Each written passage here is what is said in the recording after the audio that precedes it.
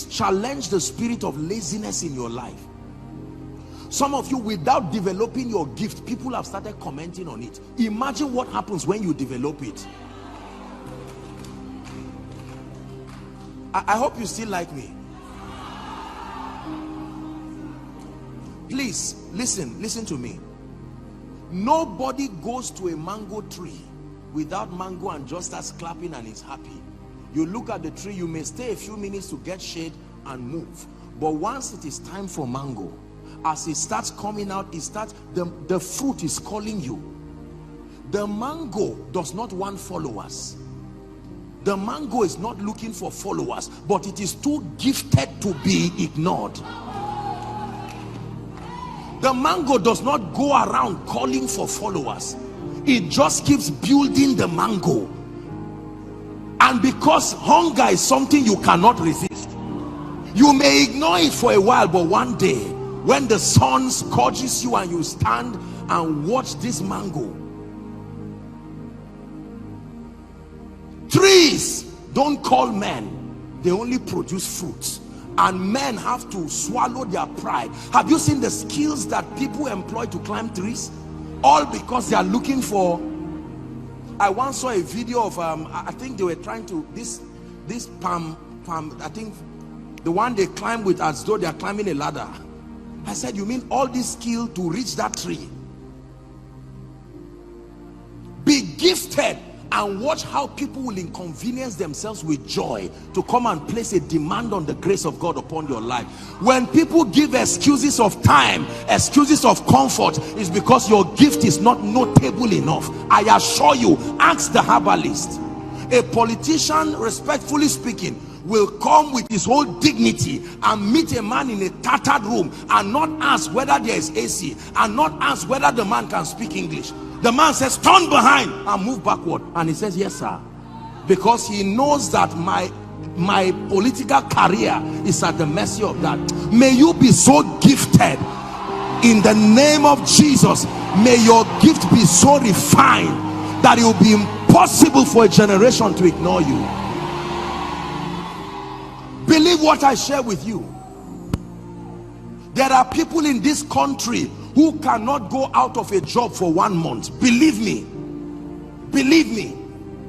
in as much as we are saying there is no job, there are companies that if some of their people cough, they will buy a pharmacy, not a drug.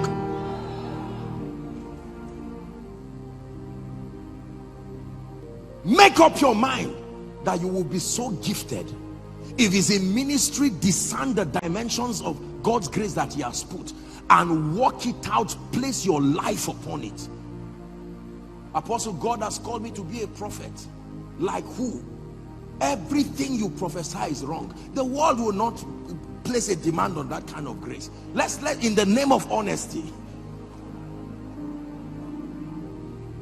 Are we together? Apostle, God has called me to be a kingdom financier. Let me know what you know about finances. Can you talk to kings? You are talking to your colleagues and you are happy about it. Your colleagues are not billionaires. Thank God for them. But your goal is to be able to mentor kings, that a nation will call you to hear the counsel of God upon your life.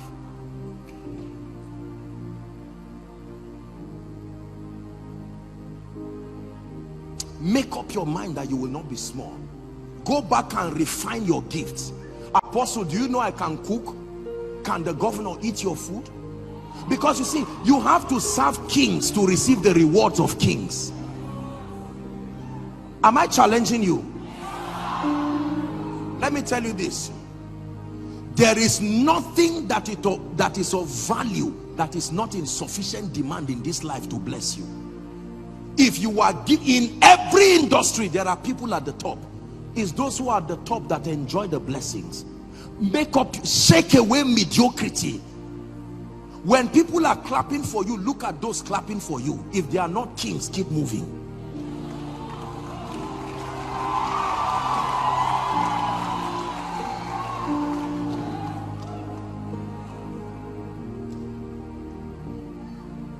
Mark 1:37.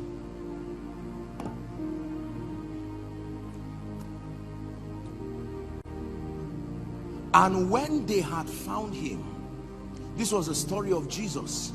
Jesus had finished healing, doing several things. He ran away to go and just rest and pray, and men would not let him rest. There was such a magnetic property. Let me tell you, being gifted carries a strange magnetic property. It's amazing the level of inconvenience people will go through with joy when you are gifted. I assure you, in today's world, most likely it's only your family that will love you whether you are valuable or not. God and your family members.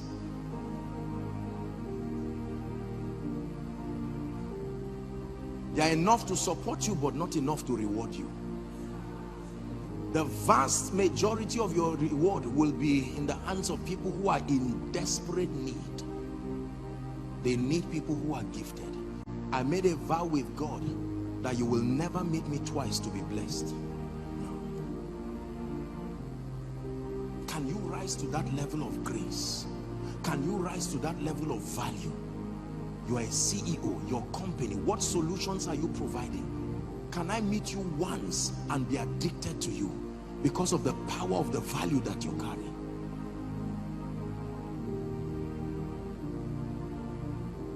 You know, people give me all kinds of gifts and people paint me, and sometimes when I see the photo they give, I say, you mean this is me? You didn't see it? You know, of course I love what they did, but I say, oh no, come on, please.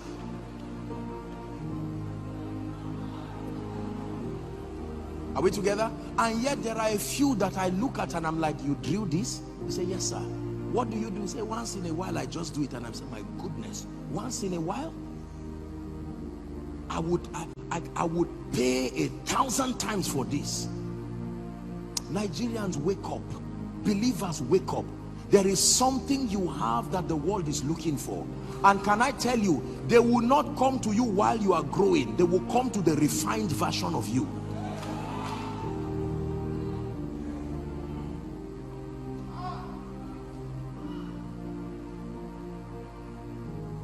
If your pastor hides today and says he's not going to preach for 5 months, he's going to have to beg God in that retreat and say, God, release me to bless people, because they will not let him rest. Someone's home at least will be on fire enough for them to call him and say, sir, please wake up. I don't care whether you are having a retreat, in the name of Jesus. If it takes flying you to this place, oh, you need to see how men react to real value.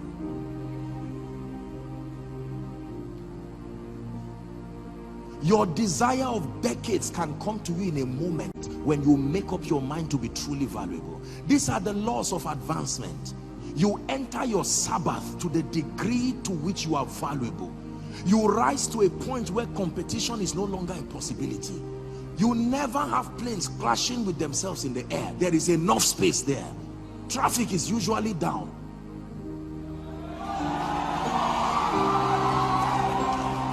Listen to me. Listen to me. Do you know that as I'm standing here right now, I'm rounding up, as I'm standing here right now, no matter how I stretch, I can't see the island. No matter how I stretch, I can't see Abeokuta, Ogun State, because I'm on the ground. But a star can be shining here, and I can call someone in another state. He can still see the same star because it is high to the sky. If you become that star from where you are, you don't have to be moving. Anywhere people look at you, was it not a star that was shining, the same star called the Magi, right to that place where Jesus was? Spiritually, I know that some of us here in ministry and you came to just honor pastor and honor the conference. God is challenging us. There is a dimension of grace, spiritual illumination, value that can be brought. When you bring something, the table of greatness is still empty, but you don't sit down for nothing. You first present your gift, then you sit down. And life must vet that gift. There is a threshold level of competence and accuracy that grants you access to sit down. Make up your mind that you will take away shame and reproach from your life and your family, in the name of Jesus Christ.